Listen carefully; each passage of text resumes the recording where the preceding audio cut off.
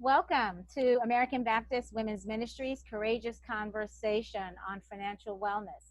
This may be your first time joining us, and so we are happy to have you with us. And if you have been coming along the last few Courageous Conversations, we're very happy to have you back. And so this evening, we hope that you will find this topic informative and walk away with some very useful skills. We will begin this evening with Dr. Laura Miraz, the Associate Executive Director and Human Resources Management Services from American Baptist Home Mission Societies. She will lead us in prayer. Thank you. Please join me in prayer. Most gracious and loving Creator, we give you thanks, for it is from you whom all our blessings flow.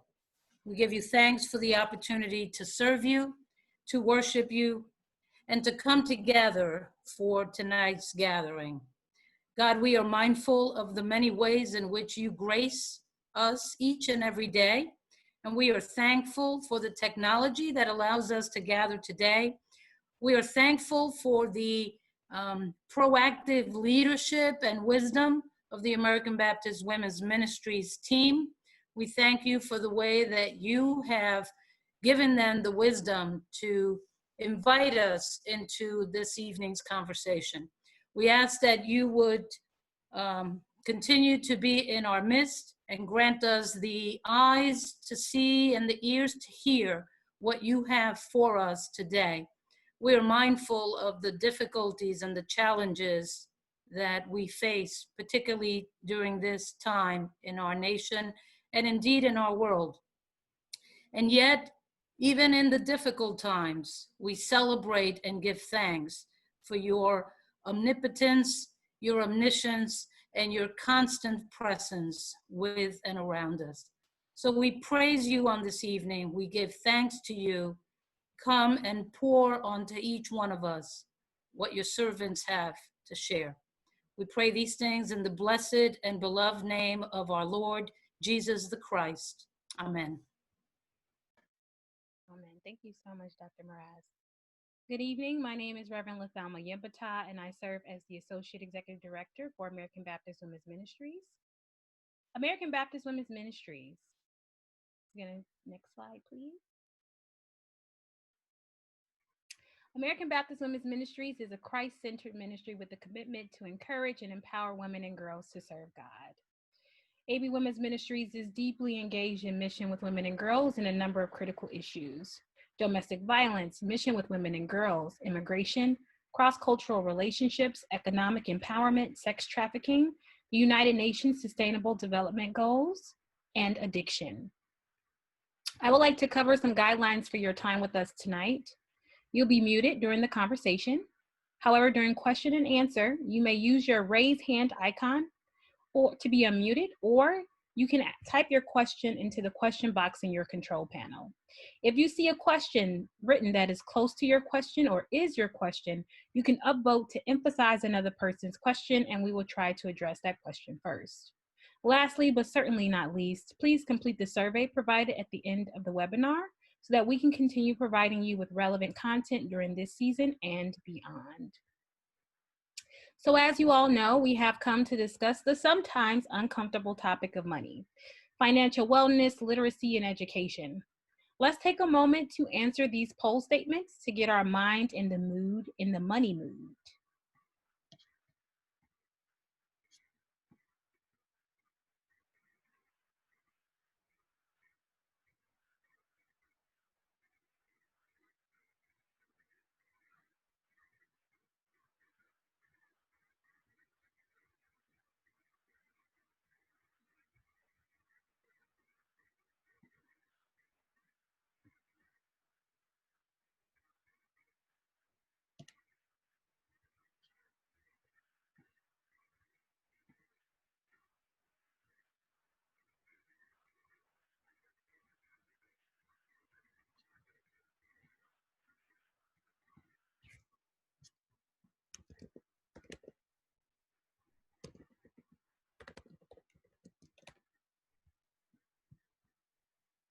Just want to remind everyone, if you can see the polls, to just begin to vote.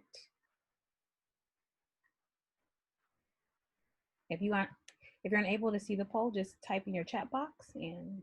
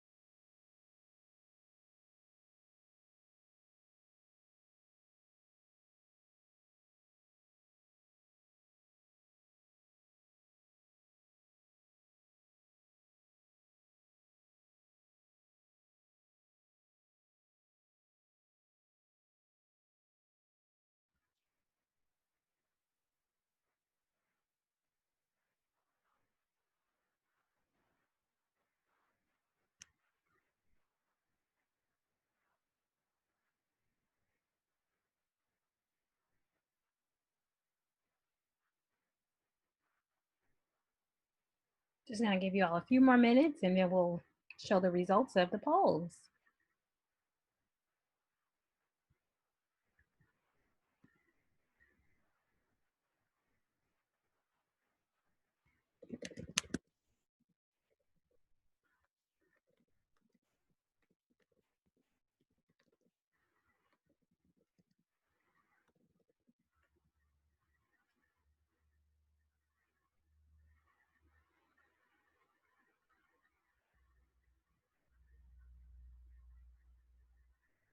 All right, so I'm going to launch our results.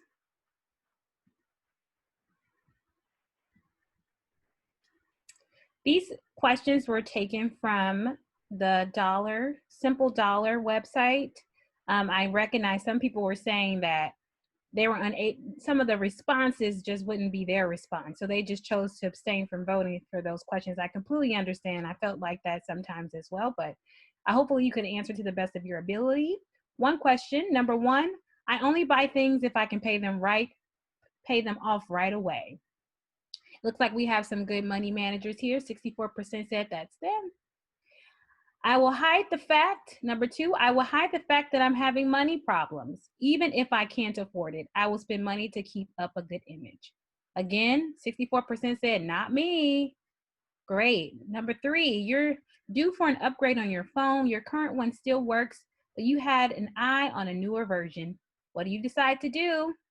Again, we have great money managers on this webinar. 79% said they're going to keep their old phone as long as they can to save money.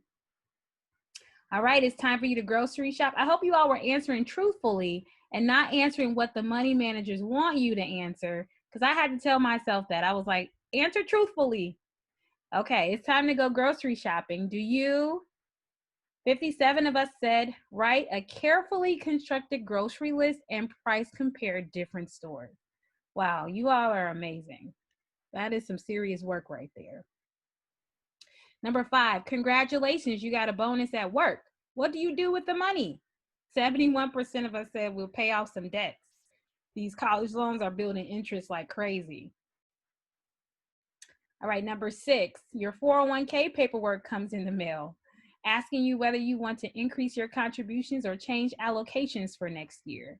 What do we decide to do? 50% of us decide to check the box for whatever the recommended amount is and send it off to HR to be done with. All right, we like to get our hands, we're done with that. All right.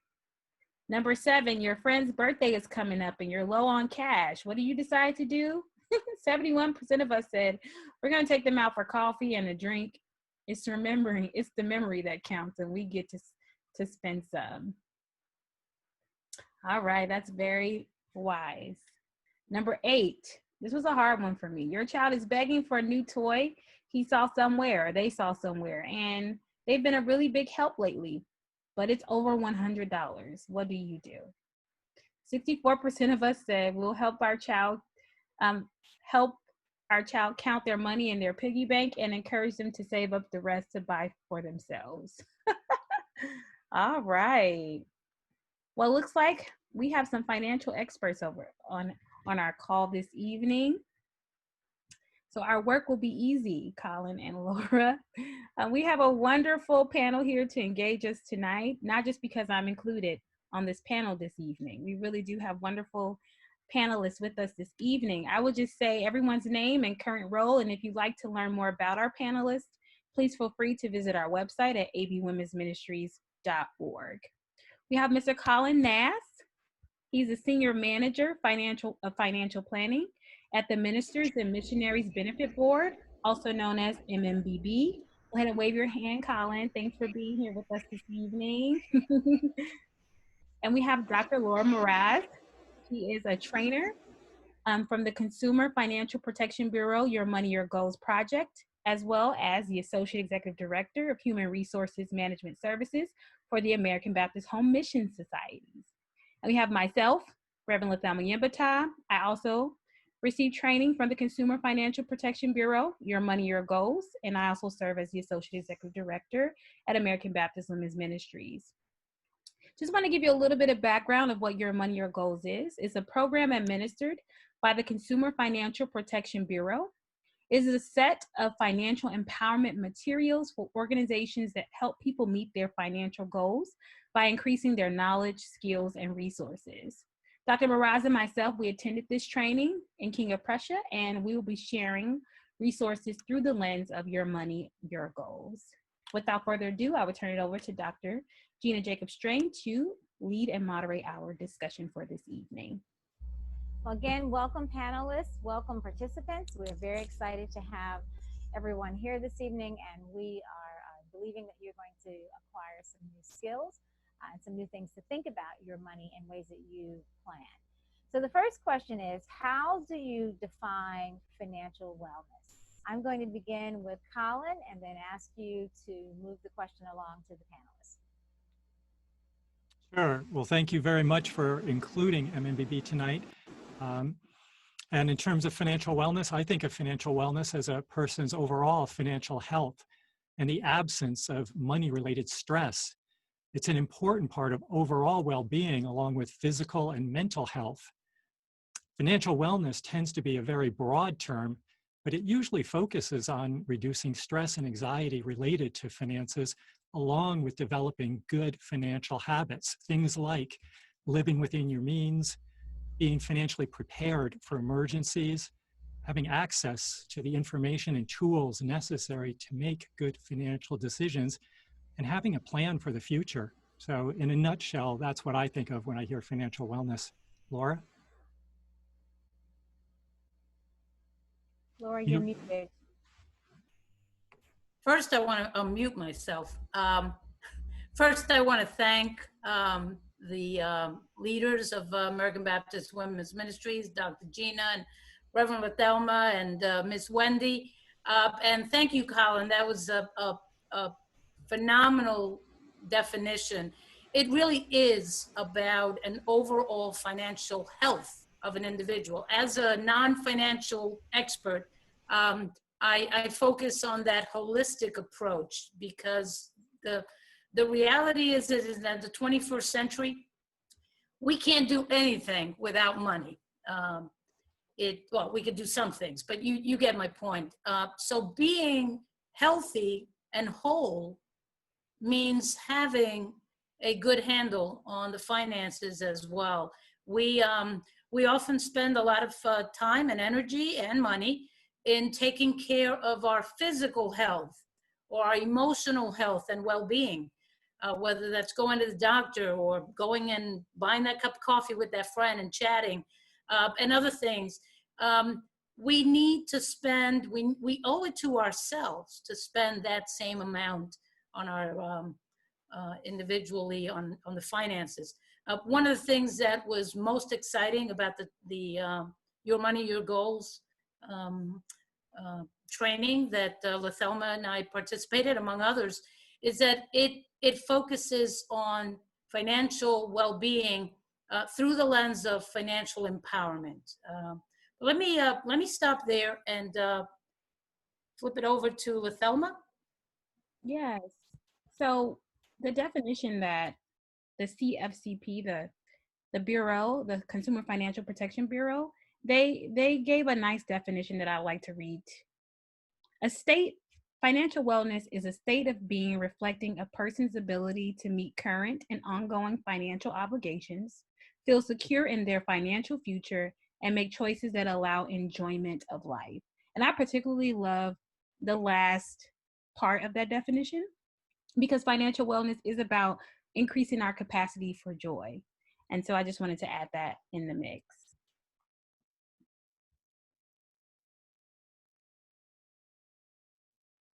Thank you, LaThelma. Thank you. Those were all really good explanations. What are the steps to achieve financial wellness? And LaThelma, I'm going to begin with you, and then you can pass the ball. Thank you. So I think that there has to be some kind of background information. I'm going to really speak to the millennial perspective right now. And so I think the first step to achieving financial wellness as a millennial particularly is to really understand the complexity of the millennial experience. And so I just wanted to give us some facts about millennials and money. One, millennials earn less than their parents did at their age. They have half the net worth their parents did. They carry more student loan debt. They're highly educated, yet are earning less than previous generations. They aren't saving enough for retirement. A 2018 report by the National Institute on Retirement Security, they found that 2/3 of adults ages 21 to 32 have nothing saved for retirement.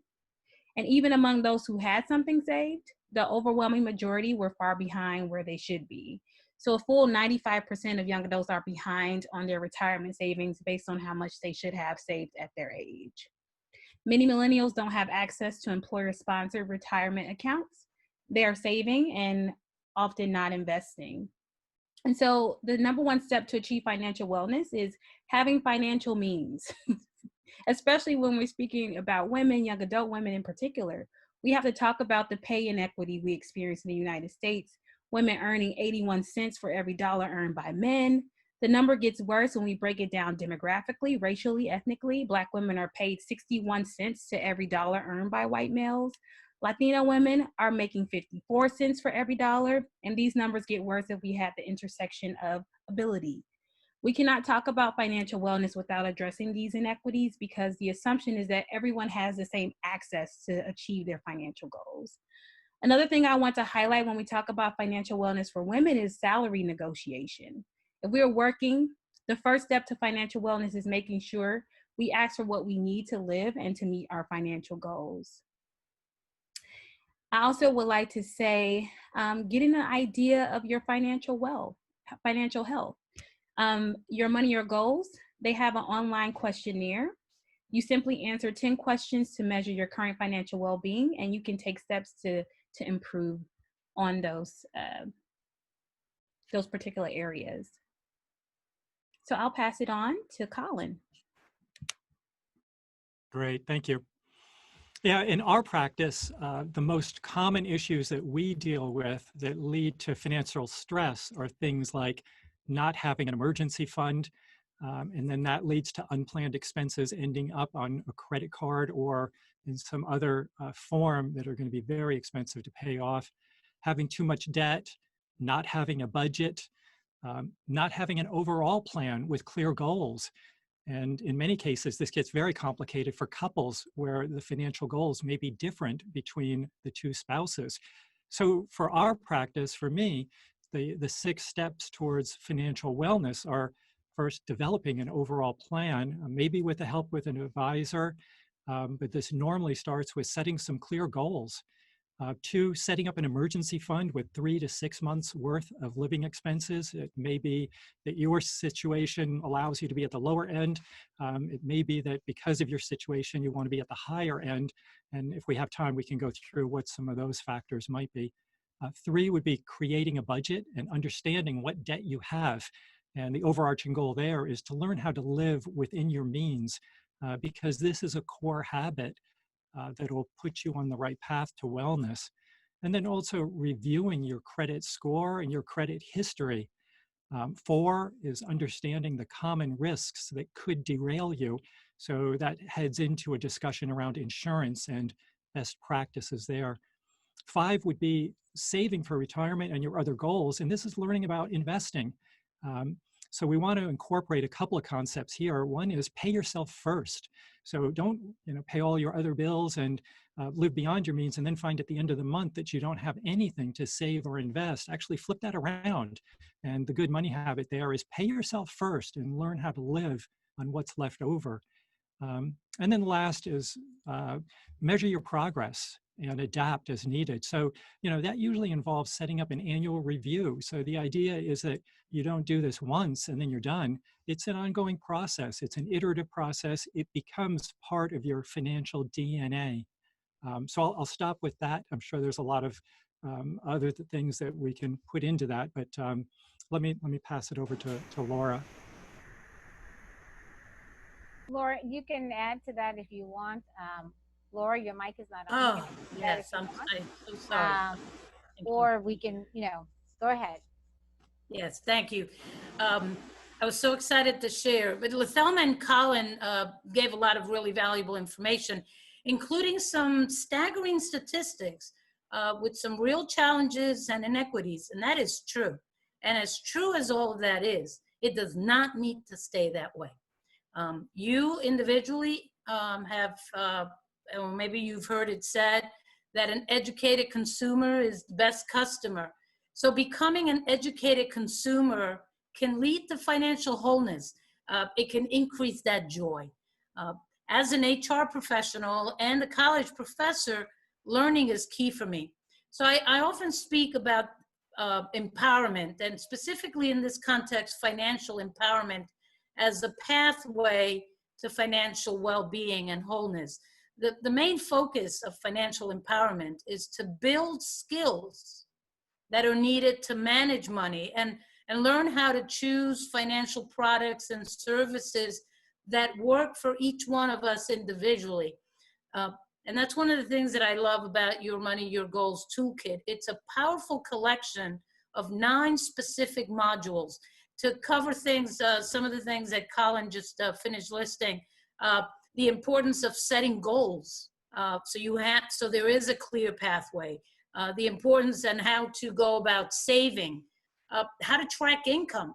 I'm always amazed when I hear people talking about not having clear understanding of the money that comes in and how it goes out. Paying bills. Colin gave a great tip: pay yourself, and we'll explore that in more detail. Something as simple but as essential as getting through a month onto the next month with respect to our money. How do we approach debt? How do we feel about debt? That little poll at the beginning begins to give us a sense. Some of us are comfortable with debt, others much less so, but understanding that and understanding the credit report. I'm amazed at how many adults have never looked at their credit report. Don't even know how to get it. Learning how to select financial products that work for me, it might be different than what works for you. And how to protect one's money in a healthy, joy-giving way. The Your Money, Your Goals Toolkit provides step-by-step guides for doing that. And sometimes that can be the most freeing and empowering act. It's simply chipping at it one step at a time. So I'm going to move us forward.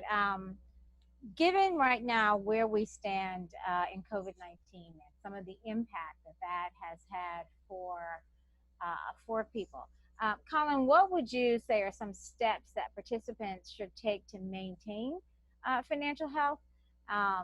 In this, so these are sort of two questions that I'd like for you to keep in mind because they're connected. So what are some of the financial steps that participants, those who are listening, should consider to maintain financial health? And then also, what have you seen as some of the most, because I think pressures, financial stressors or pressures during this COVID-19, and those two things I think are sort of related, is what might be stressing people, but also what practices or things that they need to consider to sustain financial health in COVID-19.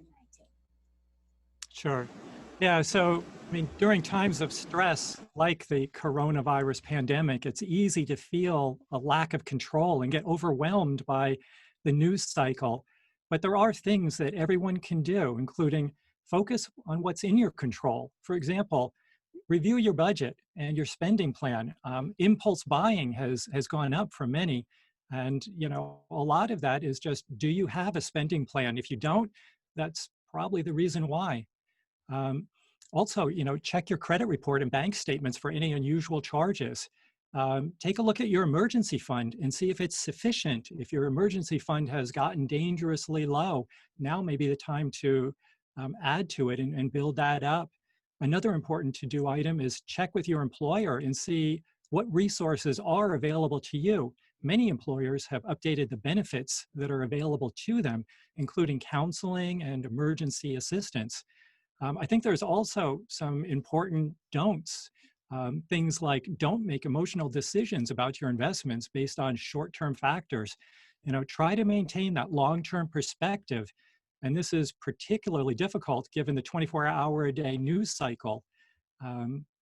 Don't try to time the markets, right? Nobody has that crystal ball, right? If anybody did, they'd be out of the game. So, you can't time the markets. And statistically, what we've seen is that after a market decline, there's usually a sharp market increase. But unfortunately, the tendency is after a sharp market decline, people tend to sell out and move to cash, missing any kind of uptick. And that has a pronounced effect on the long-term value of your investments.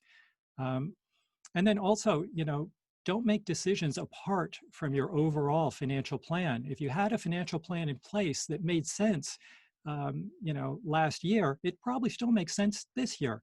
So, you have to ask yourself, what's changed?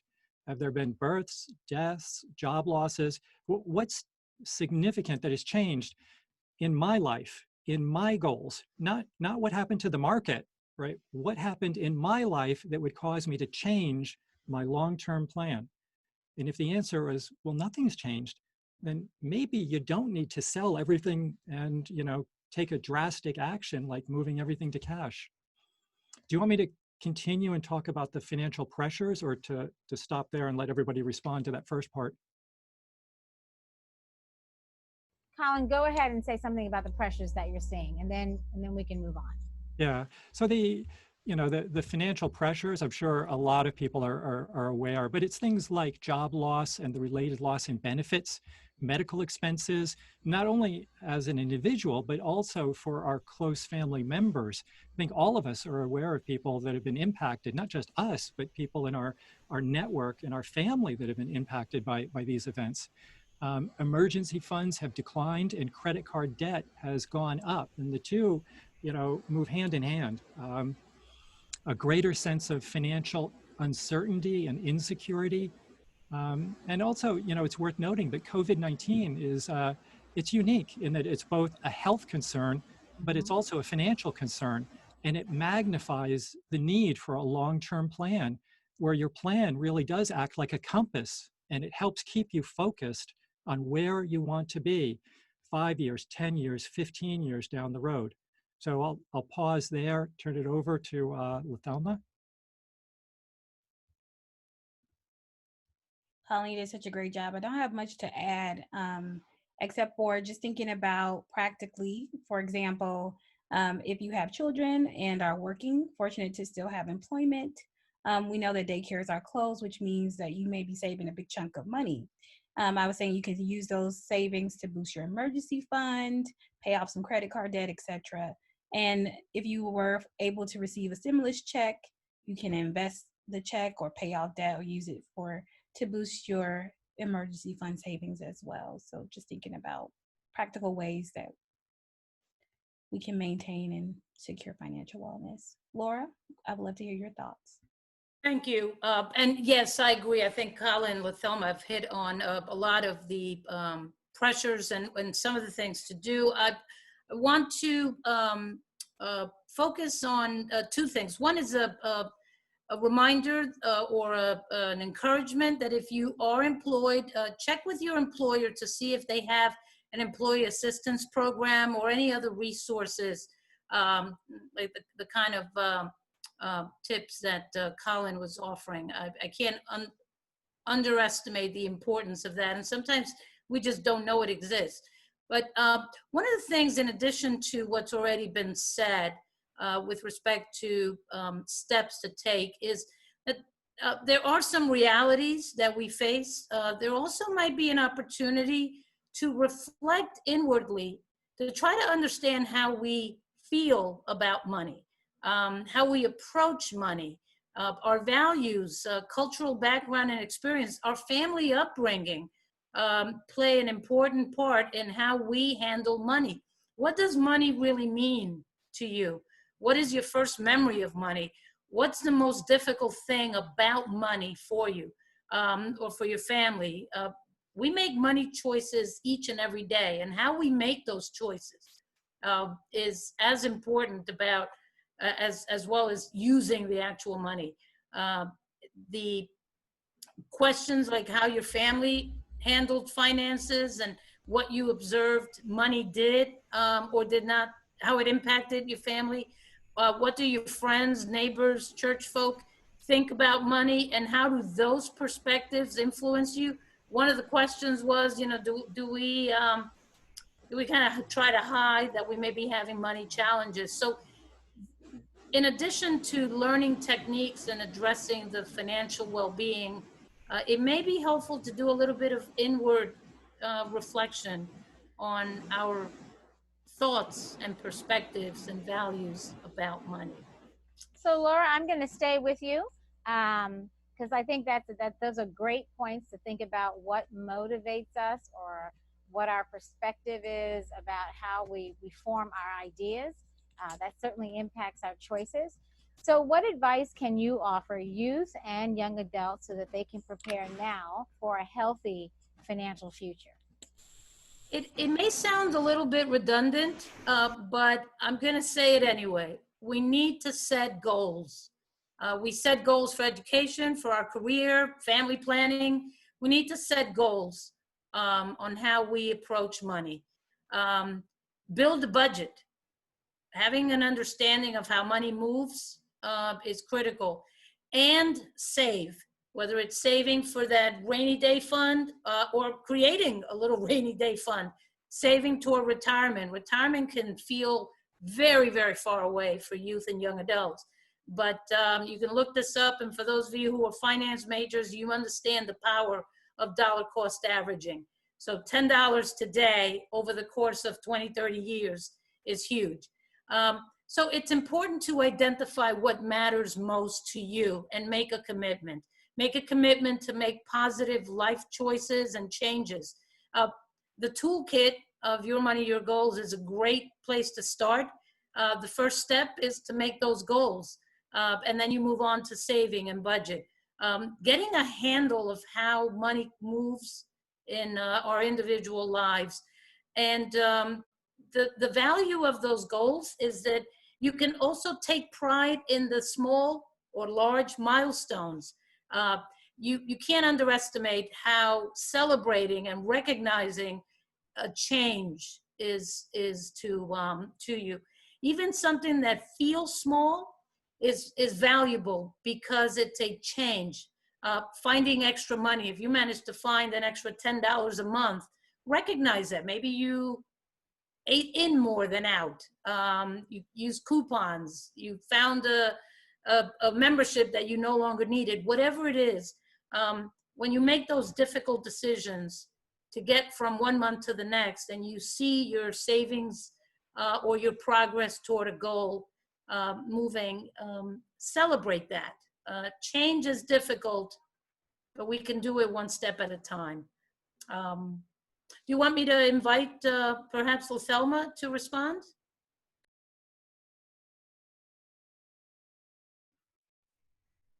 Yeah, so just wanted to add, especially for our young people who are planning, college is in their plans, prepare.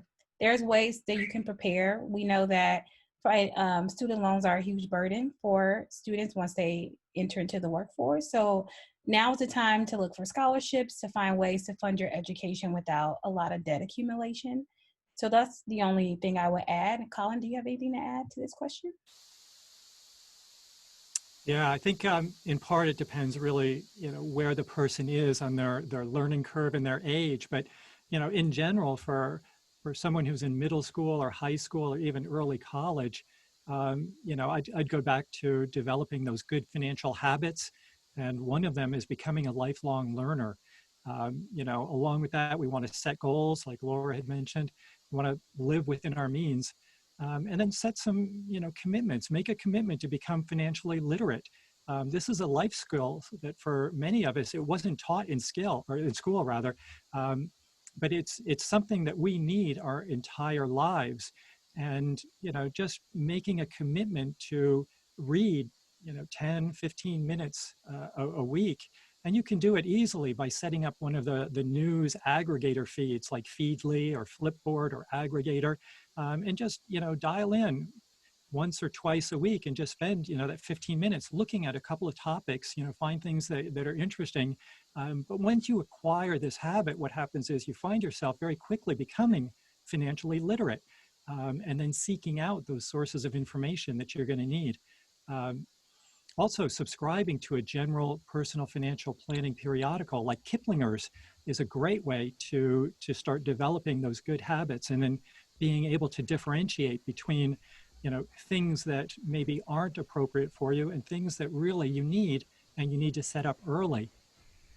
Finally, along the line of setting up those goals, consider setting up just a savings account or an investment account like a 529 college savings plan to fund your future goals. If college is one of those goals, a 529 plan is a great place to start. And not only is it a great place for you to contribute, but it's also a great place for relatives to contribute. If they don't know what to get you for a birthday or Christmas present, that's a great place. It takes a lot of pressure off everybody. And then, it helps get you into the investment game and learning about, how do investments work, what choices are available, what are the fees. A young person could really benefit a lot by having skin in the game, and the 529 plan is a great starting point. So I'll stop with that. Those are really, I'm grateful for those comments, because financial literacy is really, really important. I think sometimes people hear that word and they think, oh, I have to take a course, or it's something I'm going to have to, go to college for. But if you, just setting aside that time to be able to allocate 15 minutes or so a day where you can begin to gather information. I remember that one of the things that we used to have as an assignment in high school was beginning to look at the Wall Street Journal or other financial newspapers and begin to just sort of read them, just pick an article. So I think there's some things that we can do to educate ourselves. Colin, you mentioned something called Flipboard and Feedly, and that came up as a question. Just someone wanted to make sure they understood what that was. So can you just say a little bit more about that? Yeah, these are news services, and basically what you do is you go into the Feedly website, you set up an account, and you say, I'm interested in technology, I'm interested in finance, I'm interested in cooking. And what Feedly does then is, or any of these aggregators, is they'll go out and they'll create a news feed for you based on those topics. So every morning I log into my Feedly account and I just quickly skim through the personal financial planning topics. And I'll look at a topic and I'll be, not interested, not interested, not interested, but I will find one that I'm interested in. And then I'll just spend like 3 minutes reading through and then move on. And then every day it's updated. So when you go back again the next day, you're looking at a different set of articles, still related to the themes that you picked, but very quickly, you become an expert in whatever it was that you had put down as a topic. One of the other questions that we have is, what advice can you offer college graduates who are burdened by student loans? So I'm going to start with Laura on that. And I don't know if there were some specific things in your money, your goals that you think might specifically sort of help college students.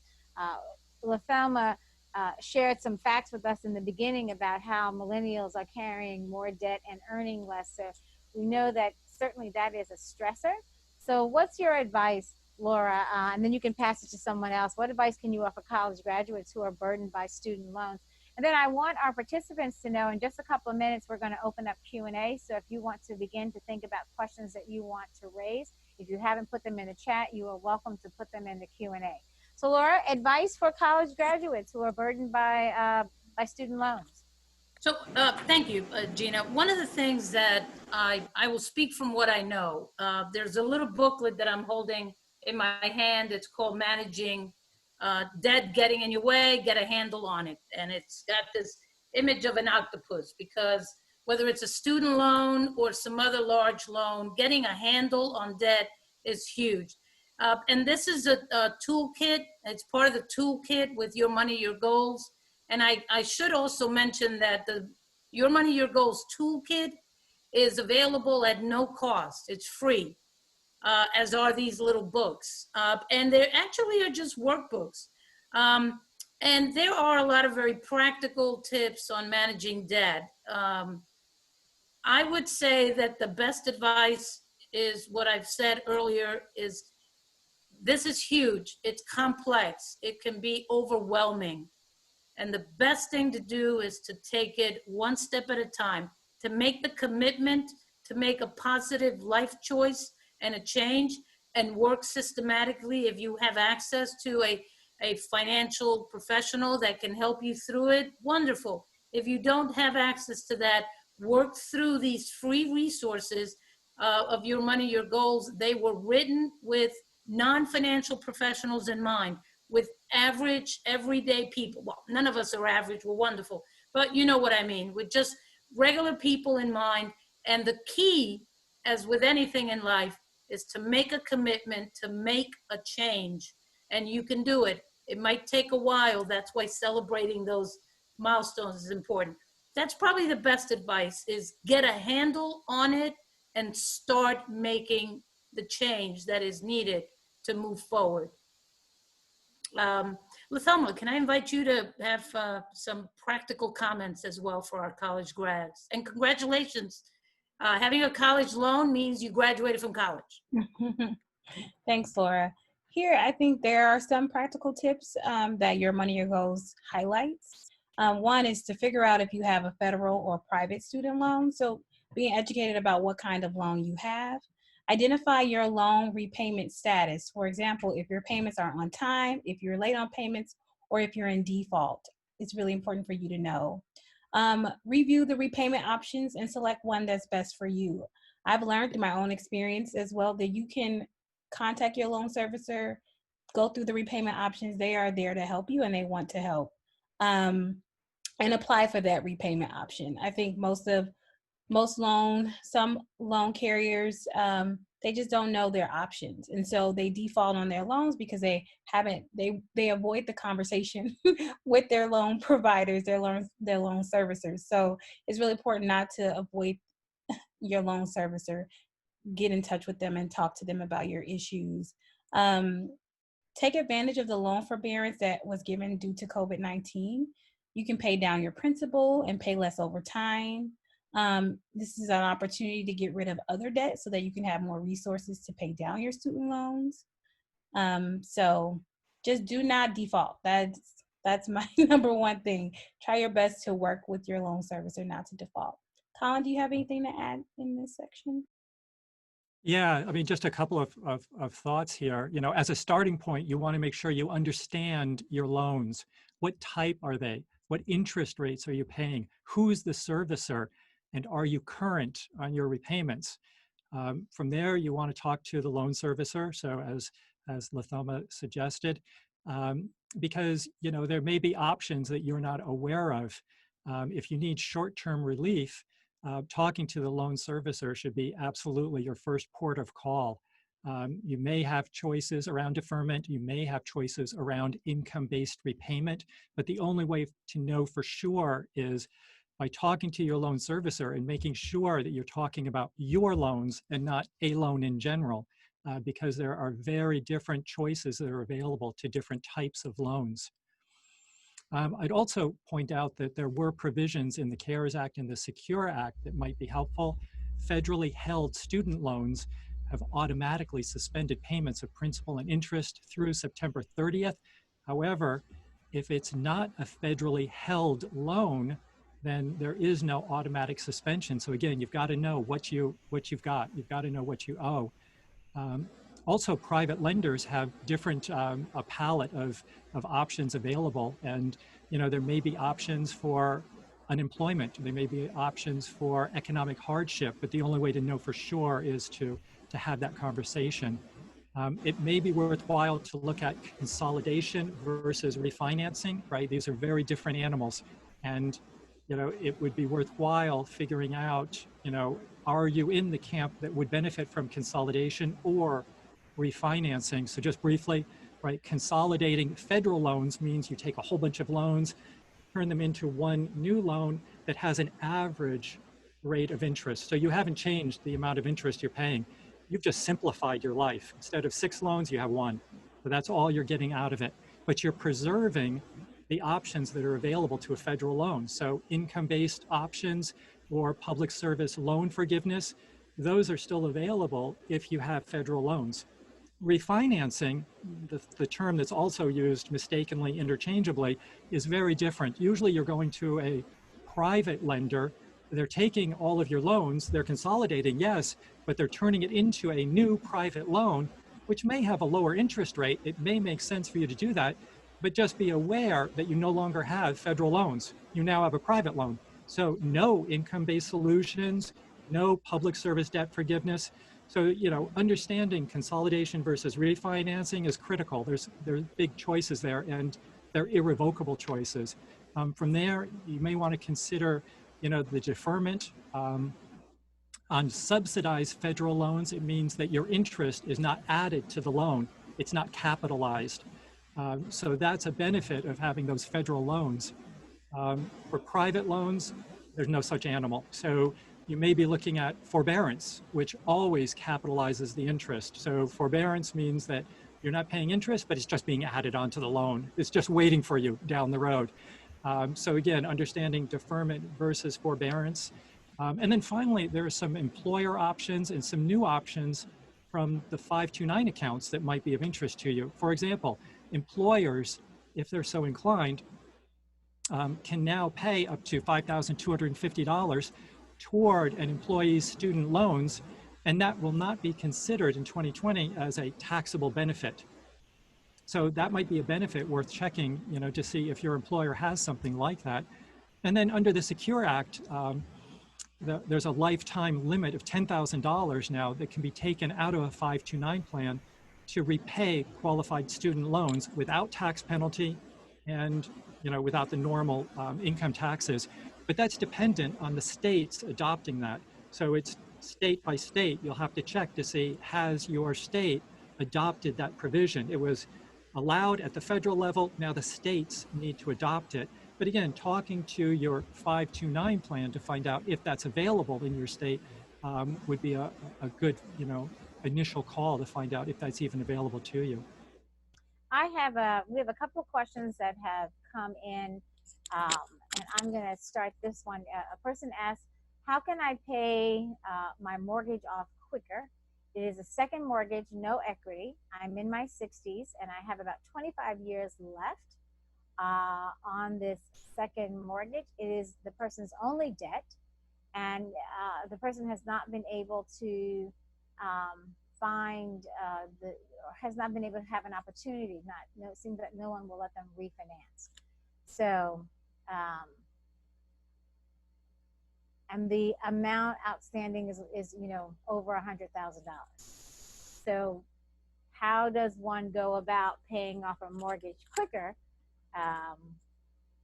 And Colin, I'm going to start with you, and I'm going to ask at this point for us to try to keep our answers pretty brief, because I want to get to all the questions that are coming up. So as pointed as you can be. Yeah, so I would start with just first looking at what the interest rate is that the person's paying. So if you have a very low interest rate, then maybe refinancing isn't an option. But if you have a relatively high interest rate, then one of the best things that you might be able to do is shop that loan. In other words, refinance it at a lower rate, and that gives you some options. So you could apply the savings to paying off the principal, so just keep paying the same amount, but since you're only required to pay a lower amount, you'll use the difference now to pay down the principal faster. That could be an option, but the one thing to know is that refinancing or paying off that mortgage faster involves underwriting. So you're going to have to find a bank or a mortgage lender that's willing to do this. And they're going to look at your credit score. They're going to look at your debt equity ratios and decide whether or not they want to take the risk. So that would be one whole set of conversations around, can I refinance? Is there an option here to refinance and save? The other thing is, if refinancing is not an option, then I would delve into the budget. I would delve into the expenses, and I would understand what's in that discretionary budget. Our culture, unfortunately, right now believes that having an iPhone is a necessity, and I'm here to tell you it is not. That is a luxury. And the amount of money that some families spend on having iPhones and unlimited data plans for everyone in their house, well, that's one way that you could pay that down, your mortgage down a little bit faster. Go through, understand what's really discretionary versus necessary, and then, decide whether or not you're willing to be ruthless.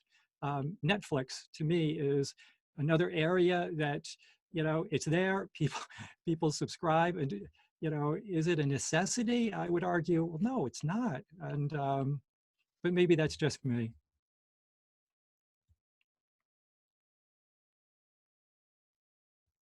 Helpful. Another question, Laura and LaThelma, if you have something to add to that, go ahead. Otherwise, I'm going to go on to another question that came up. Okay, so another question that came up is that I am looking toward retiring in about 15 to 20 years. Still have debt in several places, car, home loan, credit cards. What is most recommended, I guess, in terms of trying to consolidate or retire debt? So this is someone who's got about 15 to 20 years left to retire. What is most, what's the advice you would give them when they have these kinds of loans, car, home loan, and credit cards? I'm going to start with Laura. Thanks. One of the things that I would suggest is to definitely start building toward that retirement fund. So if you're already in a saving toward retirement, a 401k, 403b, an IRA, whatever the financial instrument, continue every year, look to see if you can put in a little bit more month to month. If you're not currently saving toward retirement, definitely begin, because the power is that you've got time. The second thing is similar to Colin's comments on the mortgage, is take a key critical view at that budget, what's coming in, and most importantly, what's going out, and shave off anything that you can. You might not be able to pay the car right away, but are there some savings, whether it's a data plan or the things that Colin mentioned? What is valuable but perhaps not needed? You can make a dent in a year, believe it or not. Maybe a year or two from now, you could pick up some of these more discretionary expenses. But I would definitely review very closely the budget, and definitely, if you don't have retirement savings, start small. You can always increase. We don't have to start at the highest amount in order to just get started. Colin, LaThelma, you want to add anything there? Yeah, I'll jump on that. I would also look at what you're paying for those different debt instruments. So the mortgage, the auto loan, and I forgot what else was in there. But, you know, Credit I would cards. start with, I'm sorry? Credit cards. Yeah, credit cards, right. Oh, prime example, credit cards, right. So most people don't realize what they're paying. And, you know, when you're looking at secured debt like a mortgage, you're paying 4, 5, 6%, depending on when you took that out. For an unsecured debt like a credit card, you're paying 18, 19, 20, and depending on your credit score, maybe 30, right? That's, you know, so I would start by understanding what are my debts and what's the interest rate on each of those. And there may be an opportunity to get creative, right? If you own a home, if you've built up equity, you may be able to take a home equity line of credit at 5% or 6% and pay off the credit cards at 18%. Wouldn't that be a good idea? You know, you just knocked out your high cost credit card debt using a home equity line of credit, which is going to cost you a fraction of what the credit cards are costing you. And then the last thing is shop those loans. You know, if you don't want to get creative, if it's too, you know, too much effort to look at the home equity line of credit to extinguish some of the other debts, certainly look at what a current rate is, because interest rates have tumbled. So if you got your mortgage 3 years ago, it's here. If you've refinanced recently, it's here. So just the simple act of going out shopping the loan, getting 3 estimates, may save you, you know, multiple percentage points off each one of those loans. We have 2 other questions that have come up. So I'm going to start with you, LaThelma, on this one here. It says, what would be your recommendation to focus on when we begin to come out of this COVID-19 cloud? I'd like for each of you to just maybe take 30 seconds to answer that. What is your recommendation? What should we focus on when we come out of this COVID-19 cloud? I think definitely building one's emergency fund would be the number one thing.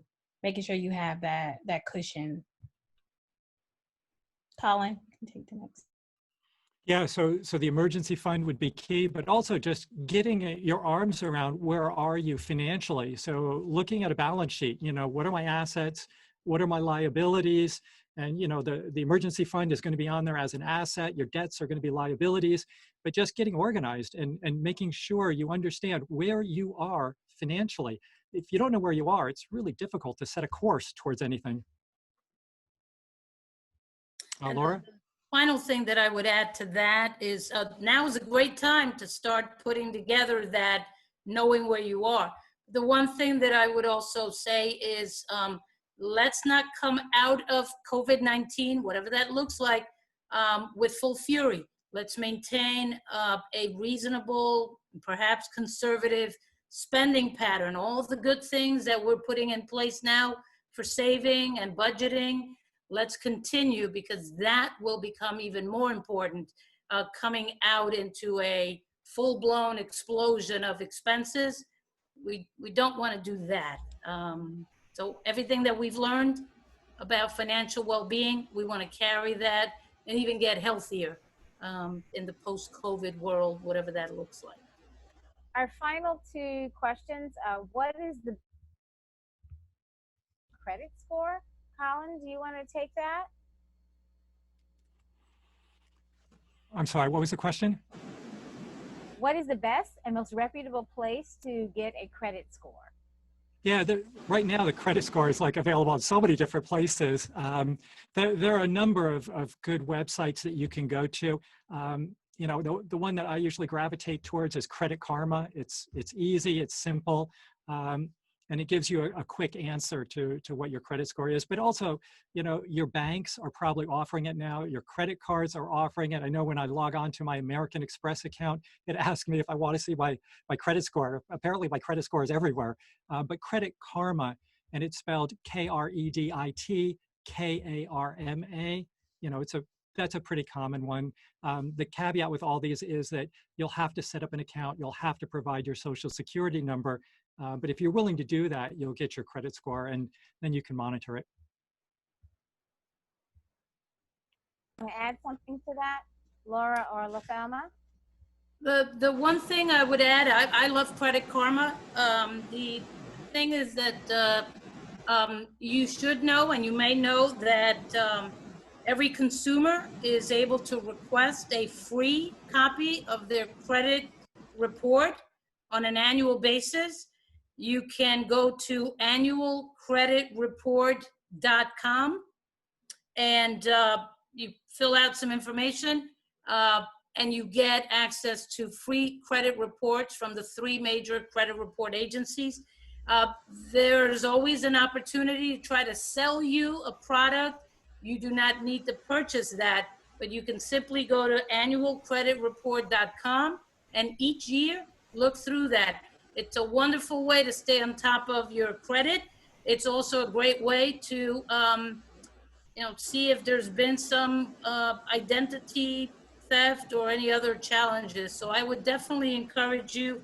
It won't surprise you to know that the wonderful people of Your Money, Your Goal, the Bureau of Consumer Financial Protection, have a little booklet on getting a handle on credit. And I would encourage you to look at the Your Money, Your Goal resources as well. Final question for tonight, and I'm going to ask Colin for you to take this one. It says, how can an individual spot and avoid predatory lending services? Yeah, so there's a couple of things there. I mean, first is I would always be suspicious of unsolicited offers. And if you're getting unsolicited offers, then I would really question whether or not that's the right source. If you decide that you want to look for mortgage rates, then there's a number of places that you can go. So just having somebody out of the blue email me about, urgent, you must refinance your mortgage today, I would immediately put that off to the side and then decide, is this something I'm interested in? If it is, I'm going to find a more reputable way of researching that. And, there's a lot of financial websites out there that provide a ton of information. NerdWallet is one of them, NERDWALLET. NerdWallet.com has a ton of information on loans and refinancing and everything that you can think of. So the first thing is be suspicious of unsolicited offers. The next thing is comparison shop. Don't take what your one data point is offering you. So if you're shopping for a car, you go to the dealership and the dealership says, so here's your financial package. I wouldn't even start with that. So right there, they recognize that you're a captive client and you're not getting a competitive rate. You're getting the rate that they want to give you. So, comparison shopping and getting at least 3 data points, right, is really the best way to decide, is this in the realm of reasonable, or are they just checking to see if I'm paying attention? The next thing is I would avoid anything that looks or feels like high pressure sales or something that's asking me to make a decision right away.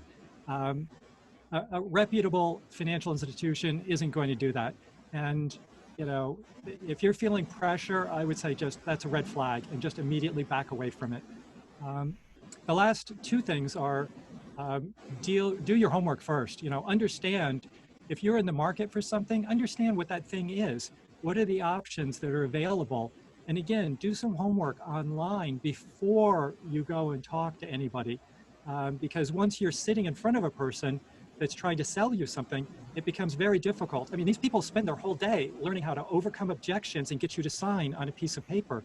So, you got to do your homework up front. You've got to know what it is you're looking for, what options you want, and do some shopping, online without the pressure of having a person, breathing down your neck.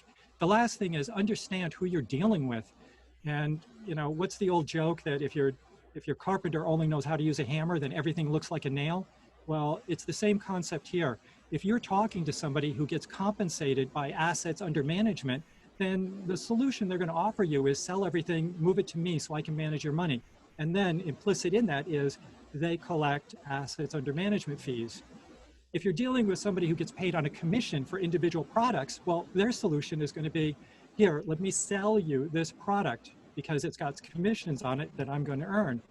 So again, I wouldn't really go along with somebody who has a conflict of interest and then recommends that I do something that's going to benefit them.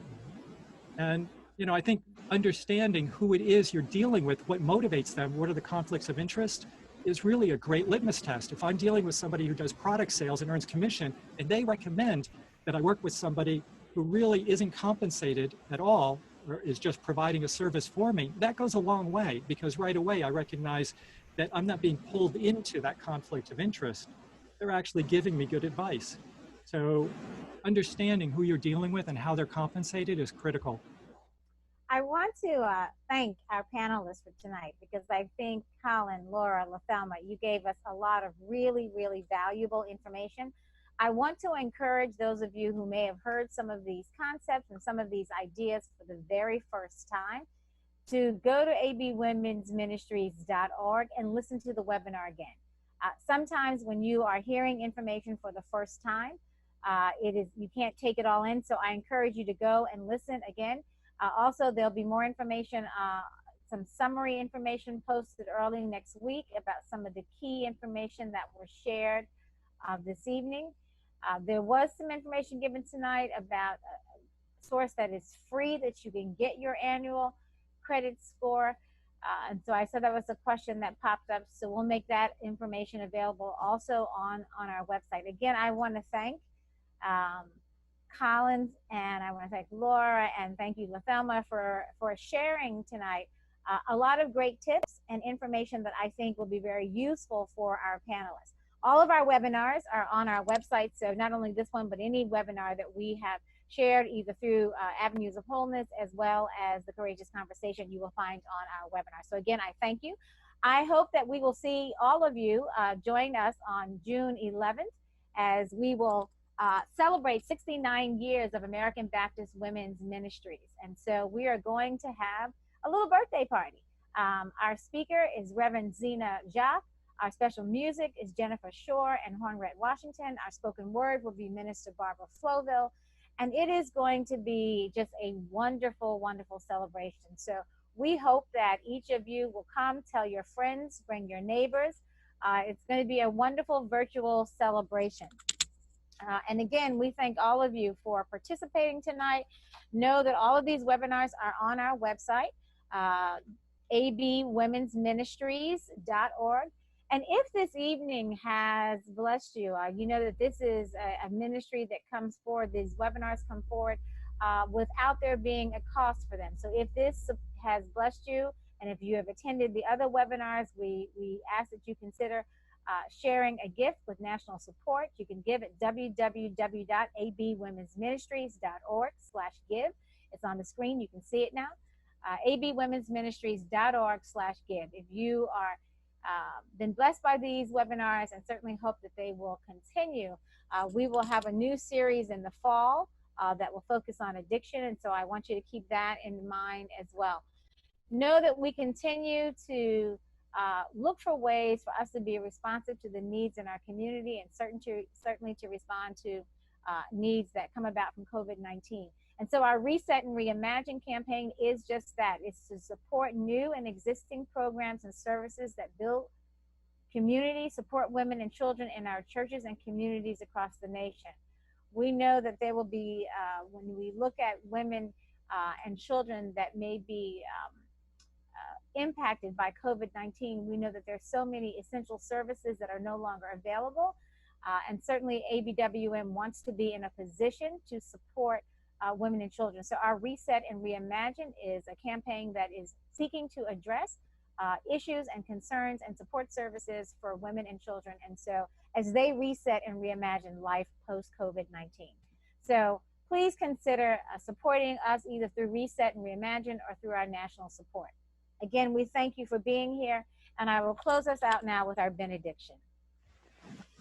Most gracious and awesome God, we thank you for the wisdom we have gathered this evening. We thank you for every person who participated.